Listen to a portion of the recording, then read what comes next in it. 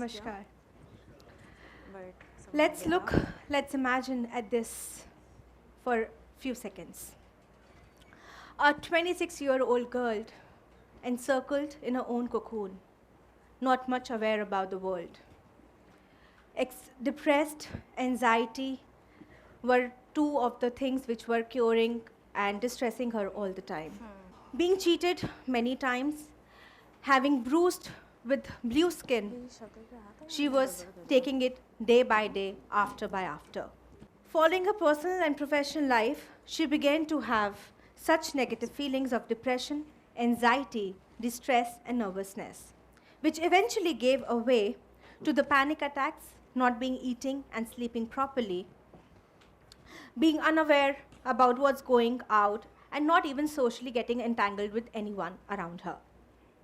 The darkness around her, surrounded by all the four corners, which also took her to the ICU. After multiple attempts at handling herself in another city away from the family, the girl found herself a bit of a dead end. The patient was emotionally exhausted and was totally distressed as how she's going to come out of that nervousness situation. The girl was afraid to share or to ask for help. She, as a writer, usually used to pen down her pains into stories. When she suddenly realized that these stories should end now and she should take a path ahead in her life, she should get relieved from her life, she should reboot now. After coming in senses, back to the family, and later understanding the feelings in her scripts as a flashback, with a natural affinity towards music and dance, she came up with an amalgamation of confluencing yoga with Indian classical music and Indian classical dance.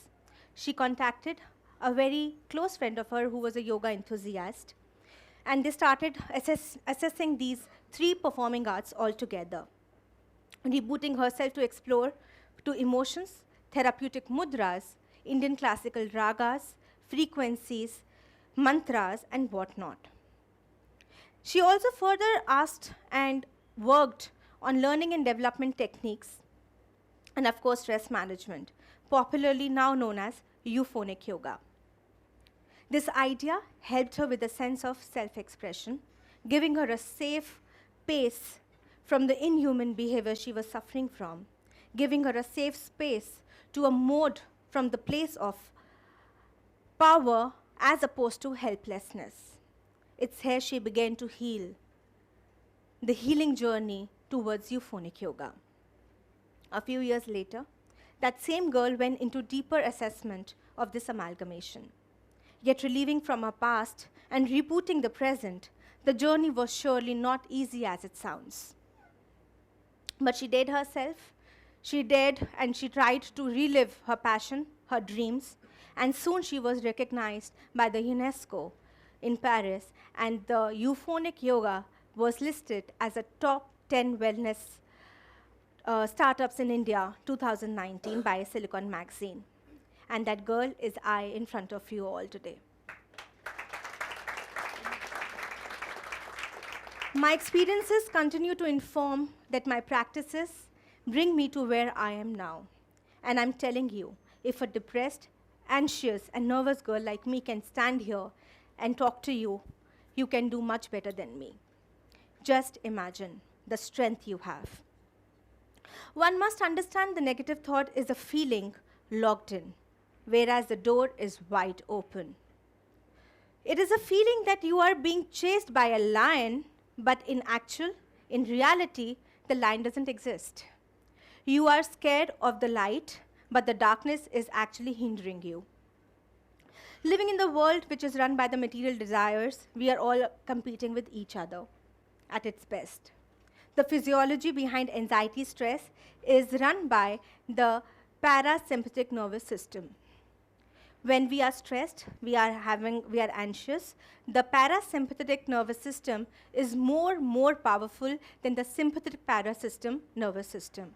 And there you go. you understand that this is what the problem is all about. Euphonic yoga works on balancing these two systems together with music and dance and rearranging these vibrations in your body through yogic practices. Yoga in itself is an art that goes beyond mind and body. It's an ancient but scientific practice of bodily exercises, energy spheres called the chakras, which are 7 in numbers, and the energy channel called the nadis. It's a lake in which your body swims, comes out in a more beautiful manner, just as the youth. Asanas such as Garudasan, Bal Asan, and Gaumukh Asan, the cow pose, are some of the de-stressors. Dance and music also have the same principles of that of yoga. As we all know, the music is comprised of the 7 swars. And when these 7 swars come together in a combination, they are called the Indian ragas. Some of the ragas are therapeutic in nature, and some are played according to their timings, their mood, and so on. And they are actually based on the 10 thoughts. The 7 swars are correlated with the 7 chakras of yoga. According to the Vedic philosophy, the yoga and music are part of Nad Yoga. Yoga deals with the realization of anhat sound, the anhat nad, the unstruck sound, the extrasensory vibrations inside a body, the eternal force of the cosmic consciousness. And if we say the anhat nad is also known as cosmic music. Music in combination with the yogic practices engage the brain in a very, very beautiful manner. The brain responds with profound cellular signals, quadrupling the effect with emotions and evoking it inside us. Neurons, which are the brain cells, send the message, and there the mechanism starts working. Areas involving attention, emotion, movement, coordination are all exposed, and that's what we call is euphonic yoga. And that's the mechanism how we work on. For example, Rag Bhopali, in combination with Balasan, which we just saw, embraced with 4 to 6 hertz, and the Bij mantra Om may be practiced for anxiety levels, to cure the anxiety levels, stress levels, or even nervousness. And that's what our research is all about, which takes you up to a brighter gateway. I request, if you want, you can close your eyes and feel that depth of the research which we have worked on in Rag Bhopali for a few seconds.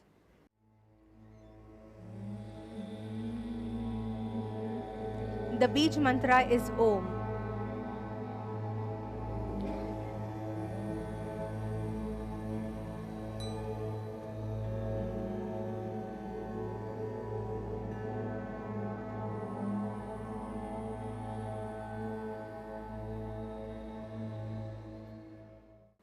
Similarly, Indian classical dance form, which are 8 in numbers, is a sacred temple or a playhouse of the spirits.